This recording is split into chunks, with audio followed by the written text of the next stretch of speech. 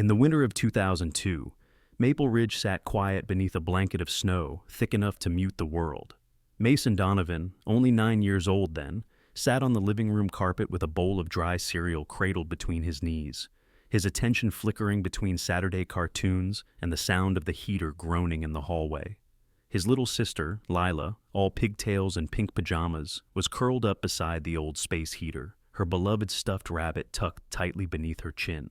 The toy was cheap, its fur worn thin in patches, one floppy ear lolling sideways like it was listening for danger. Sandra Donovan, their mother, was in the kitchen, tallying up overdue bills and whispering numbers under her breath like a prayer. Outside, the wind howled down their street like a wolf with nowhere else to go, and then silence. Mason only turned his head for a second, to grab the remote, to swat his spoon off the floor. He could never remember which. But when he looked back, Lila was gone. No scream, no broken window, no slammed door. Just the faint sway of the front screen door drifting on a wind that wasn't supposed to reach indoors. Her rabbit, he assumed, had gone with her. That part hurt the most, that she'd taken comfort with her into whatever darkness swallowed her whole. The town searched. The police scanned forests, drained ditches, questioned neighbors with polite but dead eyes. Her picture was stapled to every telephone pole and tucked into every mailbox. But as the days passed and the snow melted into spring, hope dissolved like salt in warm water. The police closed the file, the neighbors stopped making casseroles. Her room became storage, her name stopped being said aloud, and Mason, he stopped sleeping. 16 years later, the snow returned, heavier than before, and with it, something Mason never expected to see again. The call came from an old landlord clearing out the last of Earl Burke's house. Earl had died in his sleep a month prior. Heart gave out, they said. No next of kin except his younger brother, Travis Burke, who hadn't shown up for the funeral or even bothered to collect Earl's belongings. Mason wasn't sentimental, but the landlord was paying $50 to help haul boxes to the curb, and $50 went a long way for a man working roof jobs that barely paid his rent. It was a favor, he told himself, to the past. The Burke house was just down the street from where Sandra still lived. Same cracked sidewalk Mason used to fall on as a kid. Same peeling paint on the porch Earl once fixed with pride. The smell inside hit like a brick wall. Mothballs, stale tobacco, and something faintly moldy that lived in the carpet. Most of the job was easy. Stack boxes, sweep floors, ignore the ghosts in the corners. But in Earl's bedroom beneath the faded dresser and behind a stack of old magazines, Mason found a storage bin sealed with thick duct tape. Curiosity tugged at his gut. Maybe it was just junk, or maybe it was the past, waiting to punch him in the chest. He pried it open. Old receipts, birthday cards, a broken wristwatch. Then, at the bottom, nestled under a torn sheet of newspaper from 2003, he saw it. The rabbit. Lila's rabbit. Its fur grayer now, matted and stiff. The pink thread on the left ear, the one Sandra had sewn herself so Lila wouldn't lose it at daycare, was still there, barely visible. Mason's breath caught. His fingers shook as he lifted it, felt the weight of it against his palm. And then, something strange. He squeezed the ear. There was a click. Not the kind of softness you'd expect from old stuffing, but a dull, mechanical shift, something buried inside. He took it home without telling the landlord, left the rest of the boxes untouched. Back in his apartment, under the cold light of a flickering bulb, he used his pocket knife to slit the seam along the rabbit's ear. Behind layers of fuzz and synthetic cotton, tucked inside a plastic cavity, was a microchip. Old, scratched, with rust blooming at the corners. He stared at it for a long time. It looked like a toy, but it wasn't. It was something someone had hidden. On purpose. It took him hours to find the right equipment. An ancient cassette adapter he dug out from his dad's old toolbox. When the static gave way to sound, it wasn't a voice he was prepared to hear. "My name is Lila Donovan. I'm 7 years old. If you find my rabbit, please tell Mommy I was good." Her voice was small, grainy, but clear. Too clear. Mason's vision blurred. He pressed the speaker closer, heart thudding in his ears. Then came a second voice. Male, muffled, right against the mic. A whisper coiled in menace. "Quiet now, little one. You know what happens if you don't." The silence that followed was louder than any scream. Mason sank into his couch, the rabbit cradled in his arms like a breathing thing. His sister's voice, preserved, alive, buried for 16 years, and someone else's voice. Someone who knew how to make her afraid. Someone who had gotten close. And just like that, the cold from that winter years ago crept back into his bones. He should have left it buried. But there are some whispers you don't ignore. And Mason Donovan had just heard the one that would change everything. Mason Donovan didn't sleep that night. He sat in his truck with the stuffed rabbit propped in his lap, like it might suddenly blink, speak again, or unravel a secret if he just stared long enough. Outside, the town of Maple Ridge lay frozen in its routines. Gas pumps quiet beneath the blinking blue light, the same diner lights buzzing in the window, the same silence curling in the gutters. But inside Mason's head, time no longer worked the way it used to. It bent around the sound of his sister's voice, that soft, scared whisper from a child who had vanished before she got to grow up. He turned the microchip over in his fingers, squinting at its corroded edges. It wasn't just a toy. It wasn't a coincidence. Someone had hidden this inside Lila's rabbit. Someone who thought no one would ever find it. But now that it was found, Mason couldn't unhear what it held. "Quiet now, little one." The voice echoed like a bruise in his skull, thick with warning and ownership. It was too close, too real. And it wasn't Earl Burke. Earl had been weird, sure, stooped posture, foggy glasses, the kind of man who gave out sugarless candy on Halloween and waved a little too long at neighborhood kids, but his voice had always been soft, gravelly, apologetic. The voice on the recording was nothing like that. It was lower, meaner, and familiar. Mason's memory turned like a key in a rusty lock, clicking into a hallway long closed off. Travis Burke, Earl's younger brother, the one who used to flick cigarette butts over the fence and call Lila Squeaky Mouse. He was always there, at barbecues, leaning against Earl's porch with beer in hand and that too-wide grin. He never talked much to Mason, always to Lila, always bending lower, eye level, too close. Mason clenched the rabbit tighter, thumb brushing the pink stitches. He remembered now, his mother stitching it on the couch, needle moving slowly while Lila held the rabbit by its floppy ear and hummed a tune Mason could no longer name. Sandra had said it was so the teachers at daycare won't mix it up again. But maybe, deep down, she'd wanted to keep Lila tethered, to keep something of her marked in a world that loses things too easily. The next morning, Mason parked 3 blocks from his mother's house and left the rabbit hidden in the truck. He wasn't ready to explain it to her. Not yet. Not until he understood what it meant. He hadn't told her he was back in town either. Her voice still rang in his head from that last argument. "You have to let her go, Mason. Please. You're breaking yourself trying to fix what can't be fixed." Maybe she was right. Maybe she'd buried it all deep enough to walk again, smile again. But Mason hadn't. Not really. He walked to the old sidewalk, his boots tapping on the concrete that had once bloodied his knees. His childhood home stood unchanged, peeling blue paint, the same cracked step on the porch, the same worn doorbell that never worked. He didn't press it, just let himself in. The smell hit first, coffee and cinnamon, like every Sunday morning when Lila would trail behind Sandra, asking if she could lick the spoon. "Mom?" he called softly. She was in the kitchen, back turned, stirring creamer into a chipped mug, humming something off-key and fragile.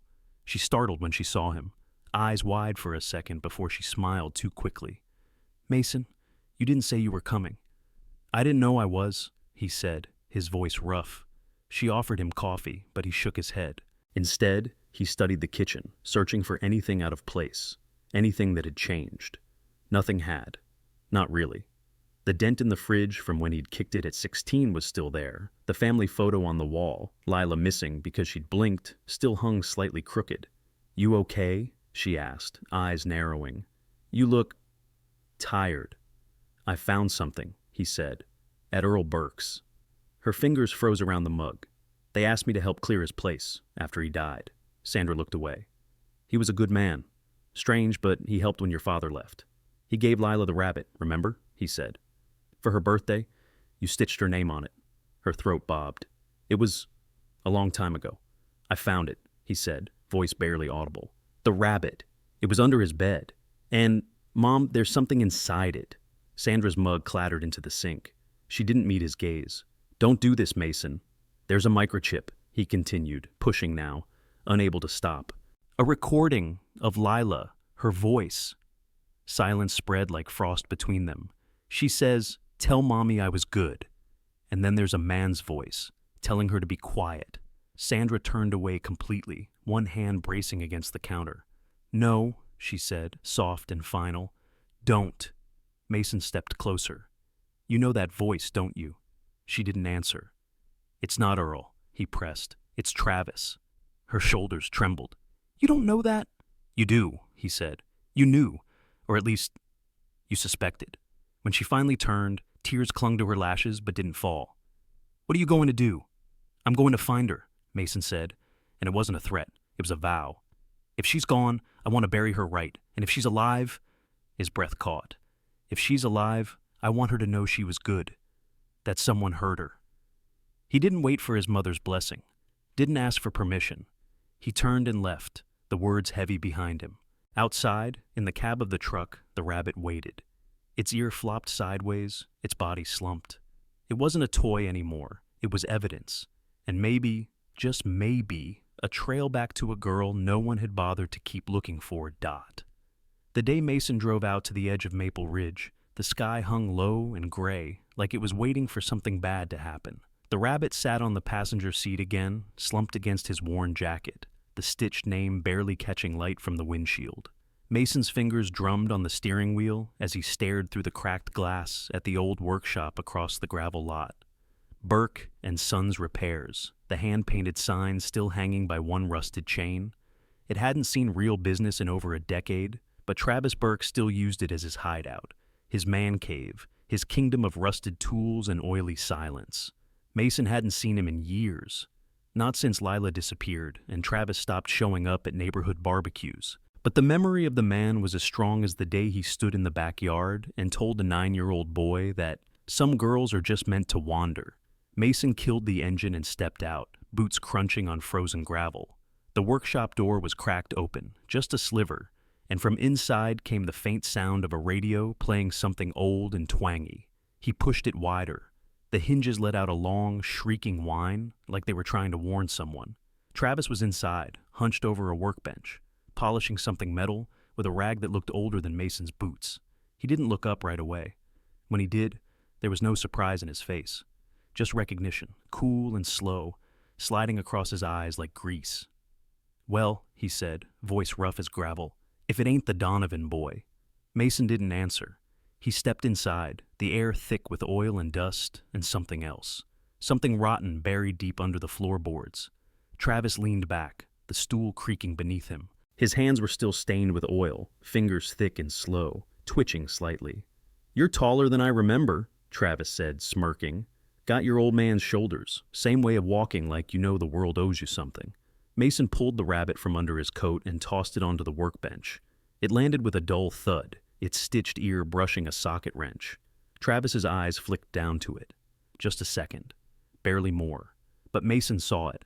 That flicker, that tight twitch in his jaw, like the rabbit had reached out and touched something he thought was long dead. "Recognize it?" Mason asked. "Looks like junk," Travis said slowly.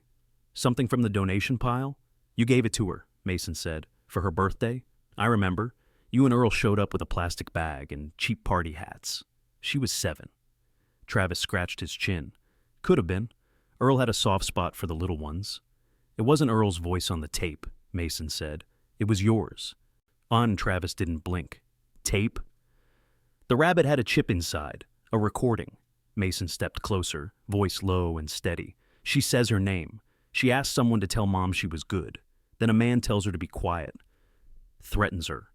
The radio hummed behind them, some broken-hearted singer dragging vowels across steel guitar. Travis stared at the rabbit. "You accusing me of something, boy?" "I'm not accusing," Mason said. "I'm remembering. I remember you hanging around after dark. I remember you winking at Lila and flicking candy bars at me like we were in on a secret." Travis's smile cracked a little. "Memory's a funny thing." "So's guilt," Mason replied. "She was 7. And you were always there, watching her like she was a stray cat you were waiting to drag home." Travis stood then, slow and deliberate. His height hadn't changed, but he felt smaller somehow, as if the weight of 16 years had hollowed him out from the inside. "You think you can walk in here and throw around accusations based on some broken toy and a kid's voice from 1,000 years ago? I don't need to think, Mason said. I know, and so will the cops. Travis laughed, a sharp, barking sound that didn't reach his eyes. The cops?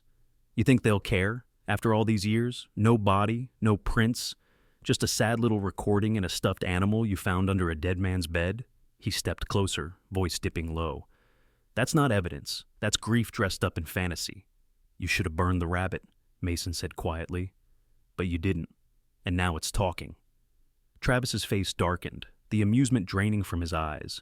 He leaned over the bench, hands flat on the wood, veins standing out in his wrists. You don't know what you're playing with, boy, he hissed. You think Earl was the only one who had secrets? You think I was the monster in this story? Maybe I was just the cleanup crew. Mason didn't flinch. Where is she? Gone, Travis said. Gone like snow in spring. You keep digging, you'll find dirt and worms and your own damn ruin. Mason reached for the rabbit, held it close to his chest. Then I'll dig until there's nothing left but the truth. He turned and walked out, not waiting to see if Travis followed. Outside, the cold hit him like a slap. He climbed into his truck, hands shaking. The rabbit sat on the seat again, quiet as ever, but heavier now, as if it knew the war was only beginning. Mason stared through the windshield, the workshop behind him silent as a tomb. Travis knew something, and Mason wasn't leaving this town until he found out exactly what dot. The sun had dipped below the ridgeline by the time Mason pulled into the alley behind Earl Burke's old house. Snowbanks had melted just enough to reveal the flattened earth, damp and dark, and the sagging wooden fence that bordered the yard leaned like it was tired of holding back secrets. This wasn't just about memories anymore. This was about a breadcrumb trail the past had been trying to hide, and one Mason finally knew how to follow. When he was 10, just a few months after Lila vanished, Mason remembered something odd. A conversation he wasn't supposed to hear. His mother on the landline, voice low and trembling, telling a detective about a neighbor boy who swore he saw flickering lights in the shed behind the Burke house, the same shed the police said they'd checked. Just old tools and paint cans, ma'am. But Mason remembered it differently. He remembered Travis always back there, moving boxes, stacking tarps into the bed of Earl's pickup, slamming the door shut when someone got too close. Back then, no one asked questions because asking questions meant dragging pain out from where they had buried it. But Mason was done avoiding graves. He stepped out of the truck, tire iron clutched in one hand, the rabbit in the other. The house was dark. No landlord, no watchers. Good. The ground sucked at his boots as he crossed the yard, each step deeper into the cold breath of the past. The shed itself was gone, torn down the year after Earl died, but the concrete footers still sat buried like molars in a broken jaw. Mason dropped to his knees in the corner of the lot, where weeds tangled over an uneven patch of dirt. The air smelled like wet leaves and something older, something sour. He pressed his palm into the soil and closed his eyes. Please tell Mommy I was good. Lila's voice threaded through his ribs like piano wire. He pulled the tire iron from his coat and jammed it into the earth. The soil fought him, frozen just beneath the surface. But grief and fury are stronger than frost. Each heave unearthed clumps of mud, splintered roots and stone. Then, beneath a loose layer of gravel, the metal hit metal, a hollow thud. Mason's breath caught. He dropped to his stomach and clawed at the dirt with both hands until his fingers went numb. A corner of rusted steel peeked out from the shadows. A box. He wedged the tire iron underneath and pried. It groaned in protest, then popped loose. A battered, rust-encrusted lockbox, no bigger than a lunch pail. The padlock was already snapped, the metal warped from time and pressure. Mason opened it slowly. Inside, yellowed Polaroids, a coil of cassette tape, and a single faded hair tie. Pink, with a tiny plastic star. Lila's. He knew it the second he saw it. She wore it the morning she disappeared, cried when it tugged her hair. Earl had told her it made her look grown up. Mason nearly dropped the box, his vision blurred, his breath visible in the air like smoke. He reached in and pulled out one of the photos, the edges curled from age, the image blurry. But it was unmistakable. A child's small shoulder, a blanket, wood paneling, and in the corner, just barely visible, a boot, Travis's boot. Mason recognized the laces, tied army tight like he always bragged about. He remembered them from the cookouts, the way Travis always tucked his jeans behind the tongue to show them off. His fingerprints were on this now, not just on the child, but on the cover-up, the disposal, the lie that cost a family 16 years of silence. Mason stuffed everything back into the box except the hair tie, which he slipped into his coat pocket like it might anchor him to reality. He stood slowly, scanning the yard for movement. Nothing. Just wind pushing through the trees, whispering over the fence like a warning. He headed back to the truck, locked the box in the passenger seat beside the rabbit, and sat for a long moment staring at them both. The stitched ear, the pink thread, the ghost of Lila clinging to everything. Travis had lied, Earl had hidden, and the town had moved on because it was easier than asking what really happened to a girl who disappeared without a trace. Not anymore. Mason started the engine. If the police wouldn't listen, he'd find someone who would. He wasn't the same 9-year-old kid who cried into a cereal bowl while cartoons droned on. Now he had proof. Real things. Things that bled. He took photos of each Polaroid with his phone, one by one, the flash lighting up the cab like lightning. The tape, brittle and flaking, he wrapped in a Ziploc bag. Then he looked at the rabbit, its head tilted, eyes faded, but still watching. Still waiting. He knew the cops would laugh if he showed up with just this. They'd log it as emotional interference. They'd shake his hand, smile politely, and let Travis finish whatever job Earl started. So, Mason did the only thing that made sense. He called Riley Chen. Or tried to. Her voicemail picked up after 2 rings. This is Detective Chen, or just Riley if you prefer. Leave it. He hung up, tried again. Still nothing. He checked the time, almost lunch. Then it hit him. The courthouse diner. That was where she always went, used to anyway. Mason threw the truck into gear and headed east. Cold air hissed through the cracked window. The rabbit's ear fluttered faintly in the draft. On the dash, the pink hair tie caught a shard of sunlight and shimmered like a signal. Mason pressed harder on the gas. Behind him, the house stood quiet. But the dirt behind the fence wasn't silent anymore. It had started to speak. The bell above the courthouse diner door gave a weak chime as Mason stepped inside, the warmth and scent of bacon grease clinging to the faded linoleum like a memory. The place hadn't changed. Same chipped booths, same yellowed menu taped to the wall, same old waitress behind the counter nursing coffee with a cigarette hidden low between her fingers. He scanned the booths until his eyes locked on her, Detective Riley Chen. Though she hadn't worn the badge in years. She sat alone in the back, a half-eaten club sandwich abandoned on her plate, her blazer slung over the booth like she never planned to finish lunch anyway. Her hair was darker than he remembered, but the same streak of gray was tucked behind her ear, same sharp eyes that had once scanned the Donovan porch, while uniformed officers pretended they were helping. Mason approached, heart thudding. She looked up, and for a second her expression didn't change. Then it did. Recognition. Then, caution. "Mason Donovan," she said slowly, her voice low and smooth like she hadn't said his name out loud in a decade. "I'll be damned." He didn't sit at first, just slid into the booth across from her and set the lockbox down on the seat beside him. She watched his face, not the box. "Still working roofs?" she asked, a tired smile tugging at the corner of her mouth. "Sometimes," Mason said. He reached into his coat, pulled out the microchip recorder, and placed it gently on the table between them. Her eyes narrowed. "Got something else, though." She didn't reach for it. Not yet. Just leaned forward a fraction, reading the tension in his shoulders. "Is this about her?" she asked, barely a whisper. "Lila?" Mason nodded once. The name sat between them like a weight. "Earl Burke died," he said. "I was helping clear out his house. Found Lila's rabbit under his bed." Riley blinked slowly. "Same rabbit?" "Same," Mason said. "Stitching and all. Mom's pink thread's still there. I opened it. Found this inside." He nodded toward the recorder. She reached for it then, the motion slow, fingers brushing it like it might crack open a second time. "You play it yet?" "More than I should have," he murmured. She clicked it on. Static. Then Lila's voice, faint but unshakable. "My name is Lila Donovan. I'm 7 years old. If you find my rabbit, please tell Mommy I was good." Then the hiss. Then the man's whisper. "Quiet now, little one." Riley's hand stiffened around the recorder. She hit stop. Her eyes flicked up, sharper now. "That Travis Burke?" Mason didn't answer. He just opened the box and pushed it toward her. She saw the photos, the old tape, the pink hair tie with the star bead. One Polaroid showed a corner of a room, paneling warped with age, and in the edge of the frame, a boot, Not just any boot, the kind with odd laces looped and crossed tight like a soldier's. "I remember that party," Riley murmured, lifting the photo. "The clown, the cupcakes, you were there. She wore that tie." Her thumb grazed the plastic bead. "You don't forget things like that."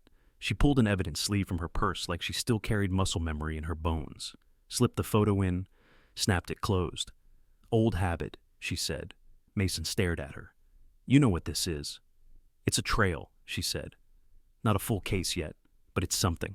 He leaned in, voice low. "It's enough to bury him, right?" "It's enough to scare him," she said, "to make him run." "Good." Riley studied him for a long moment, then exhaled slowly. "I'll pull the file. Call a favor with the judge. Quiet, careful. If Travis so much as sneezes at a warrant, he'll know someone's coming." She reached into her jacket and pulled out a battered notebook, started scribbling notes. "But you—" She paused, eyes flicking to the rabbit poking from his bag. "Don't let that thing out of your sight. It's your echo, your chain. You lose it, this dies again." Mason felt something uncoil in his chest. Not relief. He wasn't that lucky.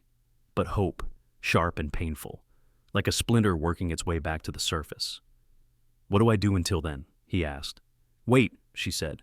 "Be quiet. Don't tip him off." Mason nodded. But even then, some part of him already knew. Travis Burke wasn't going to sit still. He'd seen the flicker in the man's eyes when he dropped the rabbit on the workbench. Something in Travis had already cracked, and when men like that feel cornered, they don't run, they strike. Riley stood, gathering the box and photos. "I'll call you as soon as I have movement." "Be fast," Mason said. "He knows I'm not walking away."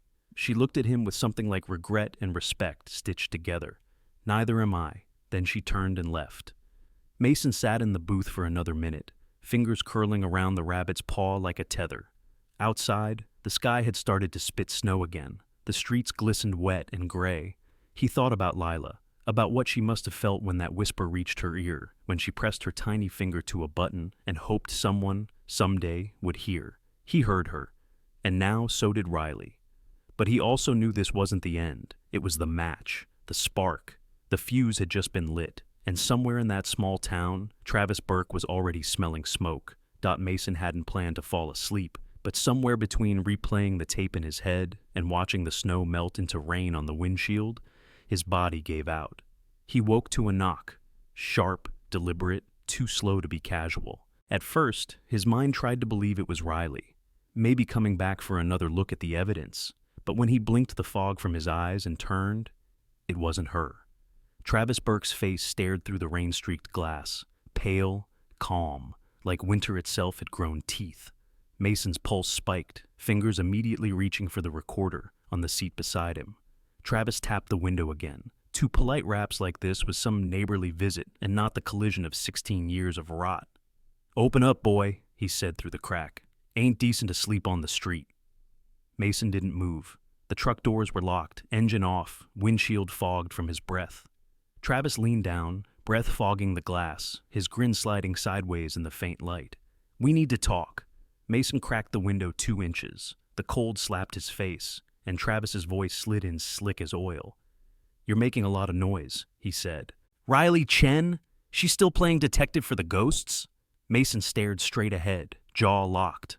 On the seat between them, the rabbit slumped against the gear shift, its stitched paw still stained with time. Travis's eyes flicked down to it, then back to Mason. "Told you to walk away," he said. Mason's fingers drummed the steering wheel. "You should have burned it all, Travis, but you didn't. You left pieces." Travis's smile didn't reach his eyes anymore. Something sour moved behind them now, fear dressed in bravado. "Listen to me," he said, voice dipping. "You think she's going to help you? You think she can fix what's broken? That woman couldn't find her own shadow back then. What's she going to do now? Drag your mama back on TV to cry for ratings?" Mason's hands tightened on the wheel, heat crawling up his spine. "Say her name again," he warned. Travis ignored him. "You think you're the hero in this, huh?" he hissed. "Think you're going to dig under some old floorboards and find a fairy tale ending?" He leaned closer, lips inches from the crack in the glass. Maybe that girl didn't want to be found. The words landed like gravel in Mason's gut. His grip on the wheel went bone white. Travis's breath steamed against the window. "You keep digging, boy," he whispered. "You're going to dig your mama into the grave right beside her." Mason slammed the window shut. Fast, loud. It cut Travis off mid-sentence, made him flinch back a step, his grin twisting into something feral. He tapped one finger on the glass. Once, twice, 3 times. Then he turned and disappeared into the drizzle. No coat, just his flannel shirt clinging to his shoulders like a second skin. Mason sat frozen for a moment, chest tight, lungs refusing to cooperate. Then he fired the engine to life and turned out of the lot without looking back. He didn't drive home.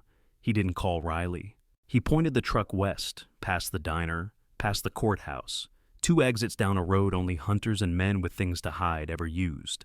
It was a back road that led nowhere, or maybe everywhere, if you knew what you were looking for. Travis's old hunting property. Mason remembered the stories, the shack deep in the woods. Where city folk can't hear you scream, Travis used to joke.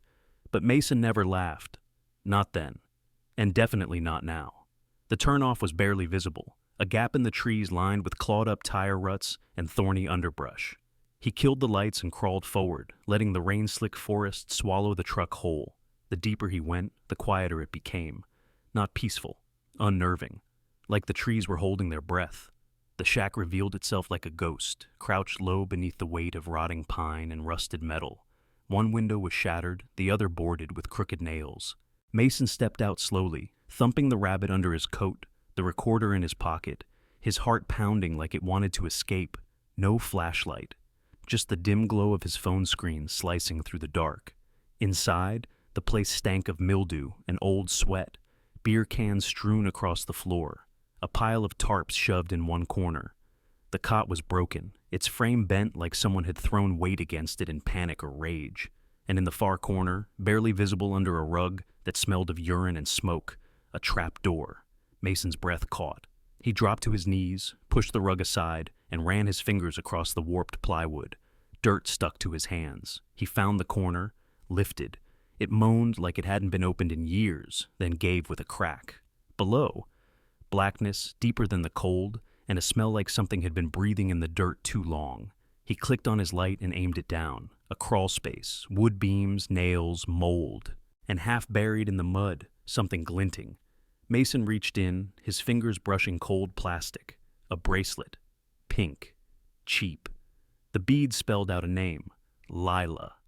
His throat closed, his knees buckled, but he forced himself to kneel, to pull it out, to hold it like it was her hand. Then behind him, a creak. Floorboard. Slow, heavy. Travis wasn't finished. Of course he wasn't. Mason turned, the bracelet clenched in his fist. The shack had held too many secrets for too long, but not tonight. Tonight, something was going to be dragged into the light dot. The voice came before the cold metal, low, mean, breath ghosting across Mason's ear like a curse. Should have left it alone, boy. Then the barrel pressed hard against the back of his neck. Not warm, not trembling. Just steady and cold, like it had always been there, waiting for this moment. Mason froze. The bracelet clutched tight in his fist, Lila's name digging into his skin like teeth. Behind him, Travis's breath stank of whiskey and something rotten. "You think you're some kind of hero?" Travis rasped. "Digging in dirt that don't belong to you? Stirring up graves like you know what to do with the bones?" Mason didn't respond. The recorder was still in his pocket, its weight like a heartbeat. The rabbit was on the floor just inside the door, where he had dropped it in the scramble. "You have no idea how deep this goes," Travis said, voice tighter now, like rage and fear were twisting around each other. "You think Earl was the monster? That I was just the follow-up? That girl, your sweet little Lila, she was mine long before he screwed it up with his soft heart." Mason's jaw clenched. Rage flared hot in his spine, nausea curling behind it like smoke. Travis pressed the gun harder, enough to bruise. "You know how easy it is to keep something that small quiet?" he hissed. Right words, right fear, a locked door, a lie about Mommy never coming back. That's all it takes. Mason's hand inched slowly toward his pocket. "Don't you move, boy," Travis growled. "Don't you even breathe different." Mason's fingers touched the recorder, slick with sweat. He flicked the switch. A quiet click. A faint hiss.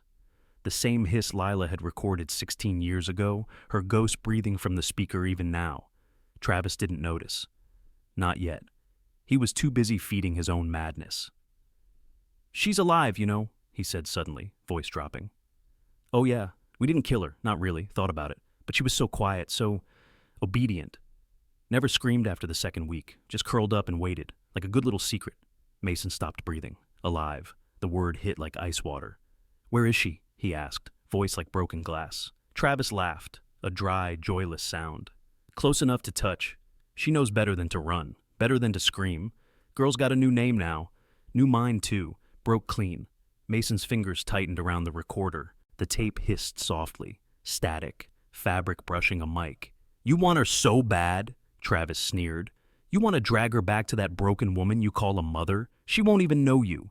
She'll spit in your face before she hugs you. That's what time does, boy. It unhooks everything." Mason didn't wait for the rest. He slammed his head backward. Hard. The back of his skull cracked into Travis's nose with a sickening crunch. The gun clattered to the floor. Travis let out a snarl, hands flying to his face. Mason spun, fists already clenched. He drove one into Travis's gut, felt the wind leave the man's lungs in a rush. They crashed to the floor together, dirt coughing up in clouds, years of silence turning to violence in seconds. Travis clawed at Mason's throat, fingers splitting skin, spittle flying from his snarling mouth. Mason gritted his teeth, elbowed him in the ribs. Bone cracked. Travis gasped. Mason surged forward, but the bracelet slipped from his fingers, skittering across the dirt and disappearing under the cot. Travis's eyes went wild. Panic and rage and something else. Fear. Real fear. "Where is she?" Mason roared. "Where?" Travis coughed blood, spat to the side. "Close," he whispered, grinning through his broken teeth. "So close you could kiss her goodnight." Mason slammed his fist into Travis's jaw once, twice, until the man sagged limp. Then he scrambled for the shotgun, fingers scraping wood. But he wasn't the one who got there first. A small figure darted past him. Pale arms, tangled hair. The recorder? She picked it up. Pressed play. The voice spilled out, soft and broken. "Please tell Mommy I was good." Travis flinched. His head jerked. His body froze. Mason spun. And there she was. Lila. Not a child anymore. Not a woman yet either. Just a shadow of something that had been stolen and stitched back together. She held the recorder to her chest like a shield, the rabbit at her feet, its stitched paw glowing under the weak light. Her lips moved. No sound. But the word was clear. "Mason!" He staggered to her, heart pounding. She reached for his wrist. Her fingers were ice. He held them like they were glass. "Time to go home," he whispered. Behind them, Travis groaned. Lila's hand tightened. "Come on, kiddo," Mason said. "Let's go." They stumbled out of the shack into the first rays of dawn. The sky cracked open in bruised purple and pale gold. Lila's grip never loosened. The recorder hummed faintly in her hand. And in the doorway behind them, Travis leaned on the frame, blood on his mouth, his eyes burning with something twisted and old and dying. Mason didn't stop. He didn't speak. He let the engine scream against the mud. And as the shack vanished in the rear view, he felt her fingers curl tighter around his own. Not trembling, not fading, just holding on. The drive back into Maple Ridge was quiet, but not the kind of quiet that comforted. It was thick, dense, like breath caught in the throat of the morning. The sun was barely rising, throwing streaks of pale yellow across the sky as the truck cut through the trees. Lila curled in the passenger seat like a question that hadn't been answered in 16 years. She still hadn't spoken. Not fully. Just Mason's name, once, whispered like a broken clock starting to tick again. But her fingers wouldn't let go of the recorder, pressed flat to her chest like it was the only proof she hadn't imagined everything. The rabbit sat on her lap, threadbare ear against her coat, the pink stitching almost rubbed smooth by time and terror. Mason didn't ask questions. Not yet. Her silence wasn't empty. It was armor, a cocoon holding something fragile together until it could breathe again.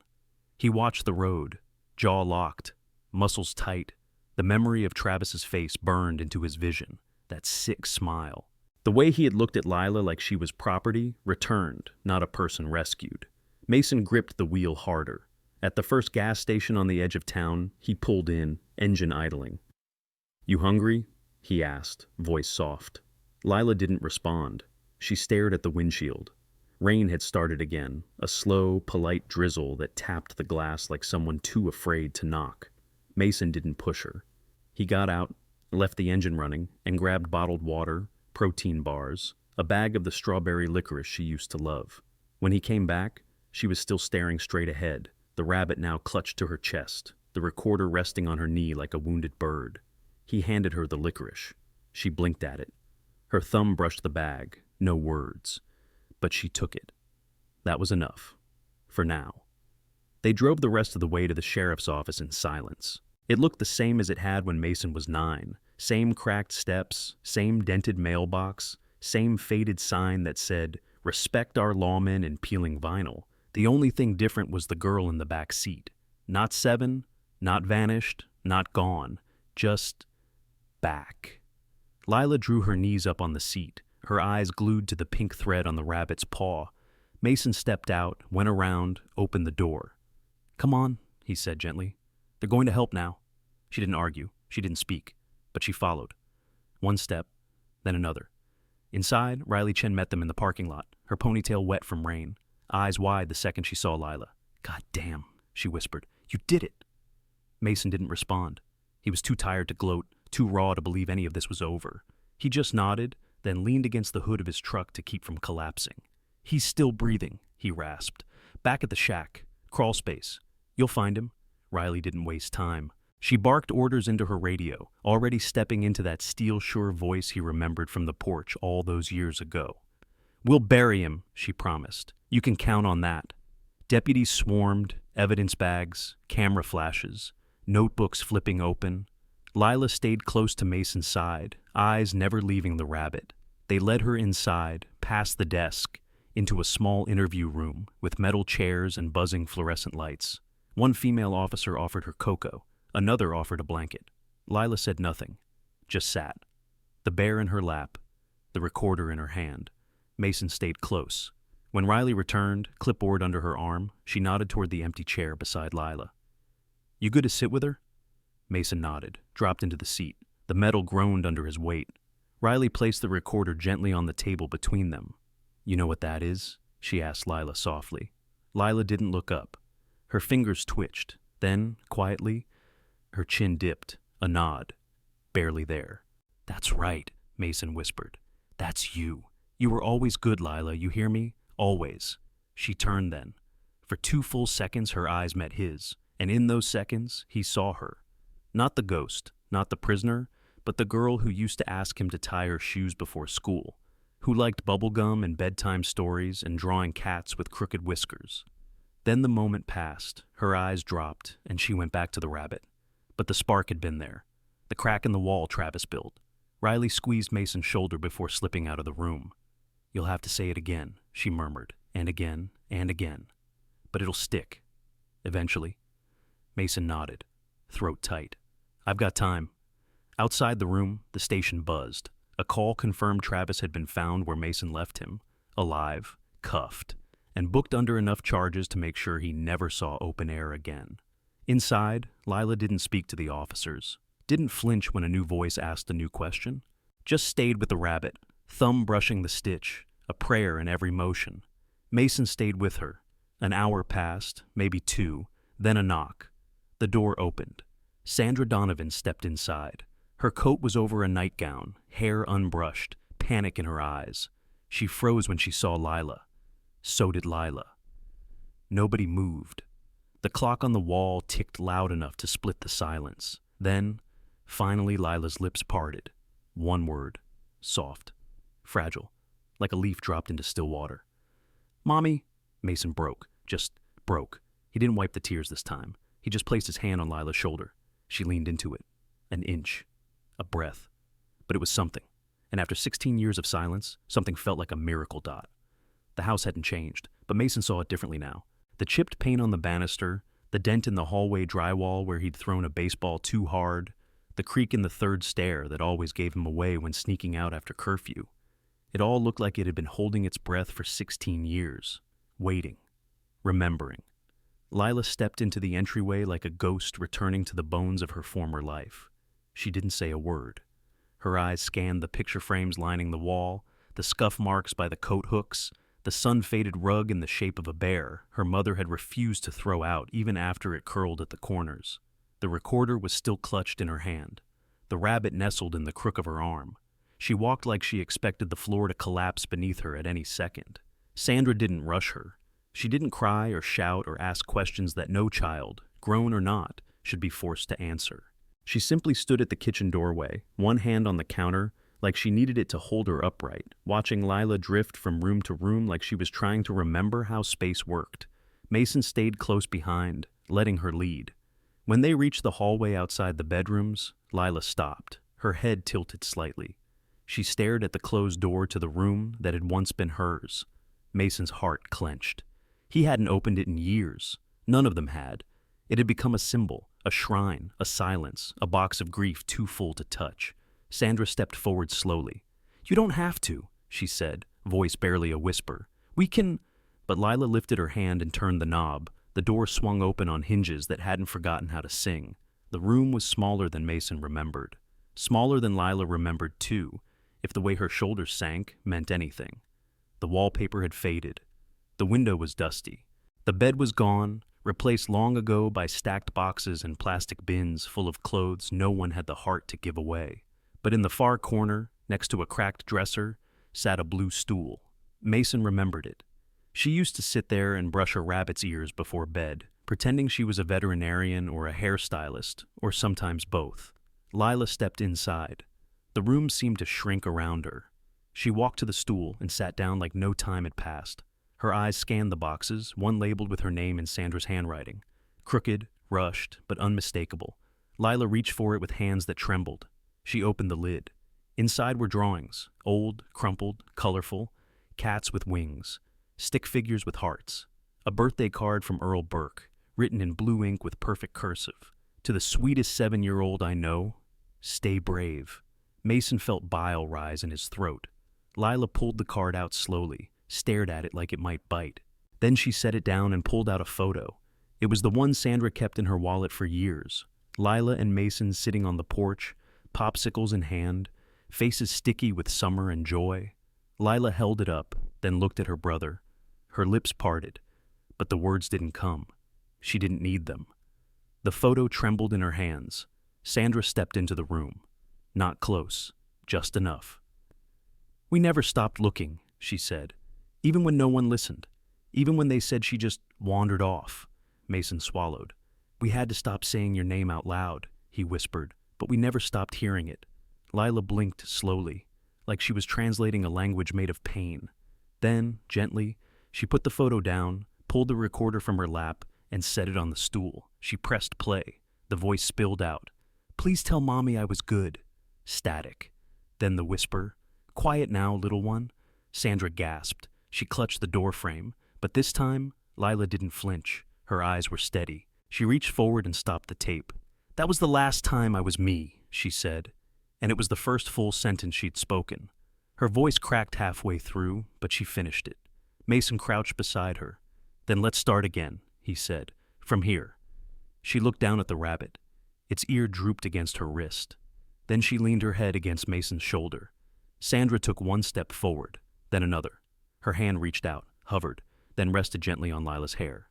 "Welcome home, baby," she whispered. "Welcome home." Outside, the wind stirred the dead leaves in the yard. But inside, something shifted. Not loudly, not all at once, but enough. A girl had returned to a house that never stopped whispering her name, and now, for the first time in 16 years, someone had answered Dot. The cemetery on the edge of town was quiet that afternoon, the kind of quiet that didn't ask questions. The sky hung low, clouds like bruises, wind weaving through the pines with a hush that felt like reverence.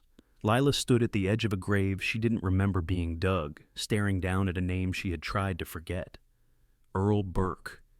The headstone was simple, polished granite, no flowers, no visitors.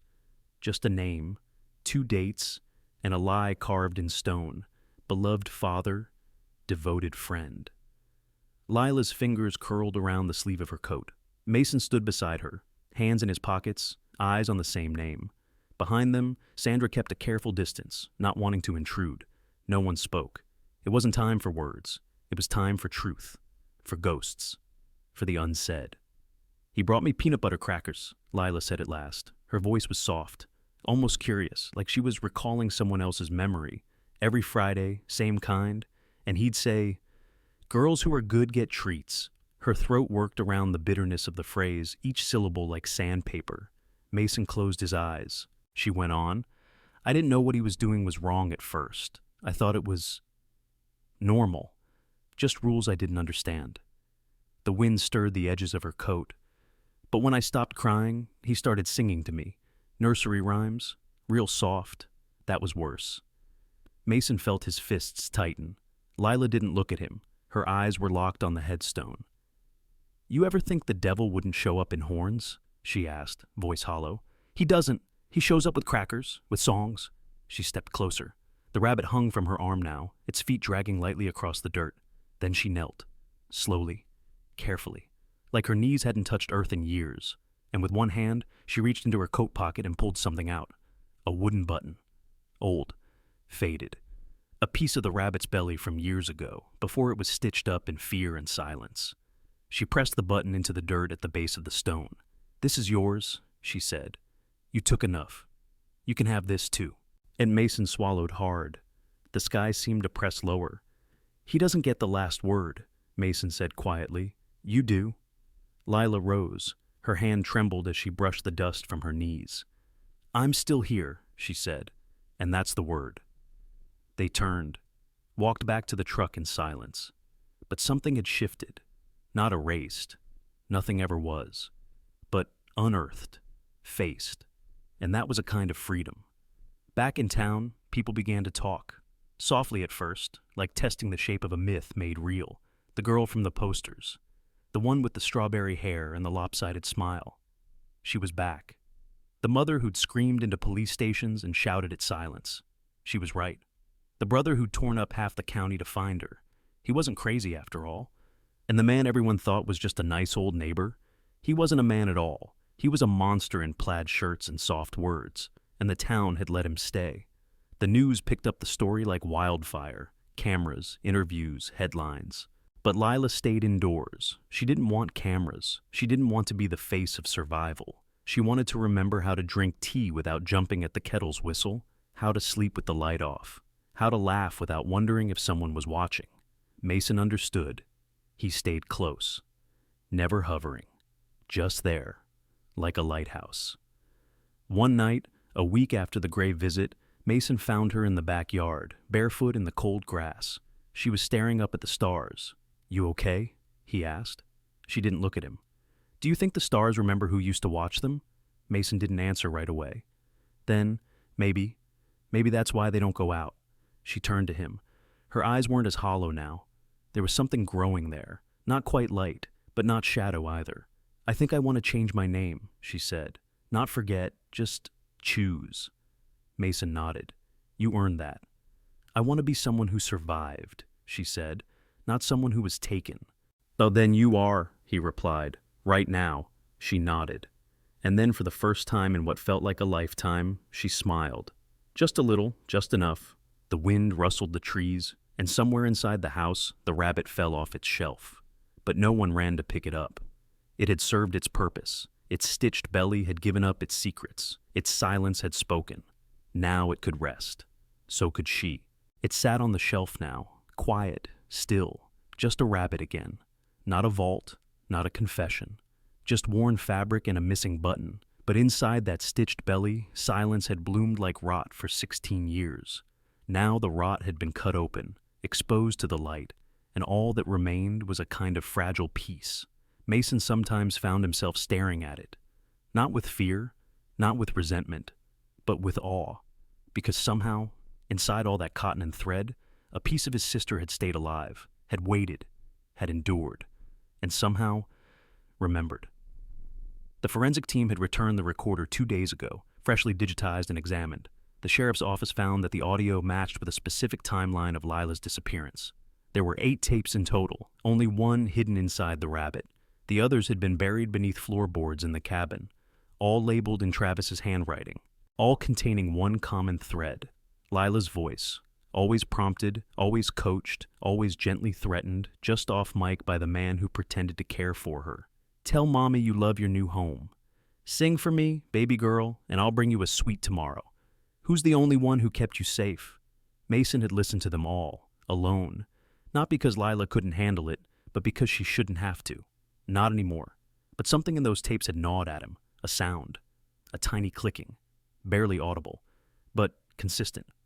"What's that?" he'd asked Riley Chen, who was now knee-deep in preparing charges that would ensure Travis never breathed as a free man again. She'd looked at him, then paused the tape, rewound, listened. "That's a typewriter," she said. "Old school, manual. You can hear the spacebar sticking." Mason's stomach sank. He made her write. "More than that," Riley said. "We found them. In the crawl space. Stacks of stories, diaries, letters, none sent, all kept. It's like he let her live in 2 dimensions. One in silence, one on paper." Mason didn't sleep that night. The next morning he asked Lila if she wanted to see them. Her eyes didn't blink. "Yes," she said. At the sheriff's station, they brought in a large cardboard evidence box. It was labeled Item 76. B. Written materials. Subject LD. Lila reached for it without hesitation. She pulled out the topmost folder. Inside, a story called The Girl with the Mirror Heart. It was written in crayon at first, then pencil, then pen. As the years passed, the handwriting matured, but the tone stayed the same, yearning, broken, vivid. Mason read over her shoulder. It was about a girl made entirely of glass, who was told she must never move or speak or dream, or she would shatter. But the girl dreamed anyway, in secret, and when she finally broke, the glass didn't cut anyone but the one who caged her. Lila flipped through another page, and another, until she reached one that stopped her breath. It was a list, titled, Things I Want to Remember When I Get Out. She ran her finger over the first few items. Mom's perfume that smells like rain. How Mason's laugh jumps when he's faking it. The way my bedroom window squeaks, but only when it rains. That I'm real, even if no one sees me. That I wasn't born in the dark. I was taken into it. She closed the folder. Her hands were shaking, but her voice was calm. "He let me write so I wouldn't scream," she said. "But I wrote to survive." Mason swallowed. "You wrote to win?" he whispered. "And you did." They took the writings home. Sandra cleared out the guest room, her old sewing room, and turned it into a study for Lila. Just a desk, a chair, a lamp, and stacks of her stories in binders waiting to be heard. Lila began typing again, slowly, but it came back to her like breathing, one sentence, then another, until a whole day passed and she hadn't left the chair. She titled the first new piece What the Rabbit Saw. It wasn't a memoir. Not exactly. It was told from the perspective of the stuffed animal, watching, listening, keeping secrets because no one else would. It described Travis's voice, his hands, the fear in the room when footsteps approached, but it also described her brother. The girl wrote of how his eyes never stopped looking, how his voice had once read The Velveteen Rabbit so many times that the real rabbit, her rabbit, believed he might become real too, if only someone kept believing long enough. Lila cried when she finished the last paragraph, but they were different tears, cleansing ones. She printed the story, bound it with a ribbon, and left it on the kitchen table for Sandra to find. The next morning, Mason walked into the room to find his mother hugging it to her chest, whispering, "She's back. She's really back." And upstairs, in the room that had once been a museum of grief, the girl with the rabbit and the glass heart sat by the window with her notebook open, finally writing the ending she was never allowed to dream before. The invitation came in a plain envelope, no fancy logo, no letterhead, just her name, typed in small, even letters. Lila Dawson.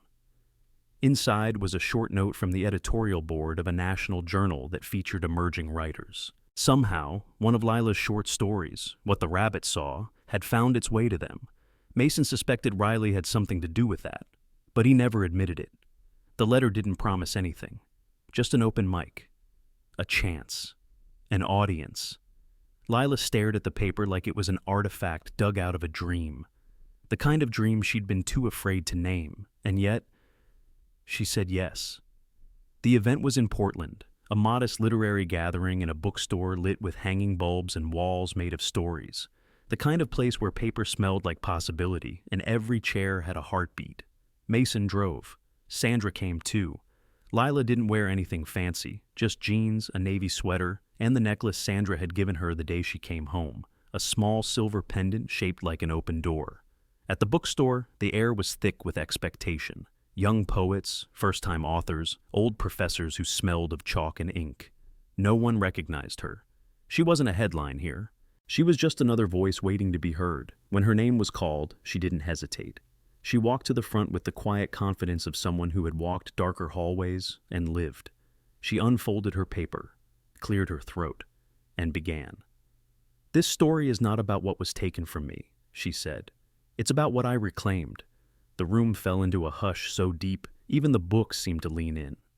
"For 16 years I was silent.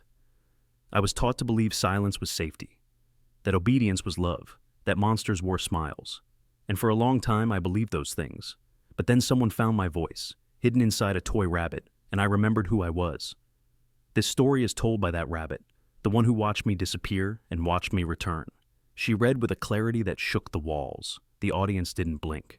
When she finished, there was no applause right away, just stillness, and then a wave. Applause that started small, then grew into something like thunder. Mason was on his feet before he knew it. Sandra wiped her eyes. And Lila? She smiled. Not the cautious smile of someone who was pretending, but the real kind, the kind that says, "I made it." After the event, people came to speak to her. Some offered compliments, others shared tears. One woman, older, touched her arm and whispered, "Your story helped me remember my own." That night, at the hotel, Mason found her sitting on the balcony, legs tucked under her, a notebook in her lap. "What are you writing now?" he asked. She didn't look up. "The next part? Of the story? Of me?" Mason sat beside her. For a while they said nothing. Just listened to the hum of the city, the distant wind, the soft breath of time passing without pain. "Do you think," she asked suddenly, "that I'll ever feel whole?" Mason thought carefully. "I think you're not broken," he said. "You were just buried, and now you're blooming." Well, she looked at him then, and in her eyes was something he hadn't seen since they were kids. Light. "I want to help others," she said, "girls like me, who were told to forget, who were told their pain wasn't real. I want to show them that even if you go silent, you can come back." He nodded. "You already have." Months passed. The story was published, then another, then an essay, a speaking event, a scholarship fund created in her name to support trauma survivors who wanted to write. But she never stopped being Lila, the girl who once whispered into a rabbit's ear because no one else would listen. And sometimes, on quiet mornings, Mason would find her sitting on the porch with that rabbit in her lap. It was old now, faded, but still whole. She'd stitched a new button where the missing one had been. Not to hide the scar, but to honor it. One day a letter came from another girl, 10 years old, foster care, short, scared handwriting. "I read your story. I sleep with a bear. He knows my secrets too. I hope I can be brave like you one day." Lila read it, held it close, and wrote back. She always wrote back, because she knew what it meant to wait, to whisper into fabric, and hope someone might one day hear.